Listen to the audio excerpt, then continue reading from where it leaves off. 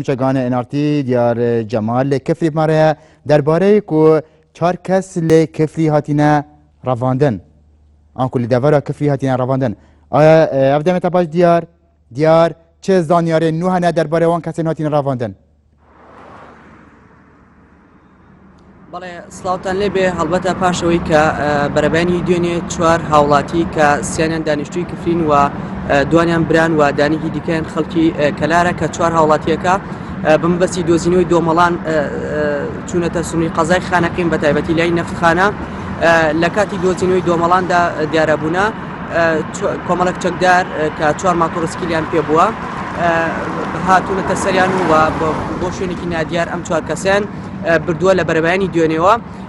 بەڵام شەوی ڕابردوو یەکێک لە فڕێنراوەکان کە لەو چوار کەسە بوونا دیارە لە دەستی چەکدارەکان هەڵدێت و پاش چەند کاتژمێرێک بە پێڕۆشتن دەگاتە سنووری قەزای خانەقین و خۆی ڕادستی هێزەکانی ئاسایشی و پۆلیسی سنووری قەزای خانەقین دەکات و پاش لێکۆڵنەوە و بەرەبانی هەر بەرەبانی ئەمڕۆ نزیکی کاتژمێر دەی بەرەبانی و هێزێکی زۆر لە پێشمەرگە و لە هێزەکانی ئاسایش و پۆلیس و خەڵکانێکی زۆر لە سنووری کفری و کەلار بە مەبەستی بەهانەچوونی ئەو سێ کەسەی کە لە لای بڵێن چەکدارەکان بوون بەمبەستی ئازادکردنیان چوونە دەوروبەری نەفتخانە و تاوەکو زنجیرەچیاکان ڕۆشتون بەڵام لە کاتی چوونیان دیارە دوای نیوەڕۆی ئەمڕۆ بۆمبێکی چێنرا و بە یەکێک لە ئۆتۆمبیلی هاوڵاتیاندا دەتەقێتەوە کە لە کاتی گەڕان و ئەوانەدا بوونا دیارە بەو هۆیەوە سێن لە هاوڵاتیەکان شەهید دەبێت و سیانی دیکەش بریندارە بێت و تەواوی بریندار و شەهیدەکان بڵێن ڕوانی نەخۆشخانەی کەلار کراون و تاکو ئێستاکە چارەنووسی ئەو سێ کەسەی کە لە لای چەکدارandان تاکو ئێستاکە چارەنووسیان نادیارە و بەڵێ دیار ناسنامەوان چەکداران هەیە نەهاتیان زانین بەڵێ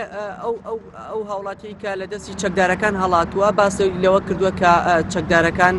کۆمەڵک چەکدار بوونا نازانن چی جیهەتێکن ئەوەی کە ئامانجیان ئەوەیە کە کورد بوون عەرەب بوون شێوازە ئەخستنەوە چاو بوو مەبەستێکیان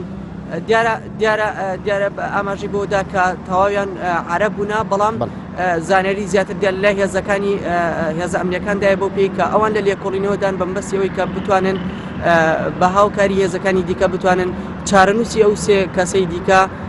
بدۆزنەوە و ڕادەسی کەسوکارەکان بکەنەوە. بله زور سپاس بو دیار جمال چگان انارتی کو پای کراسته خلی کفی مرا بو زور سپاس بو وان زانیاری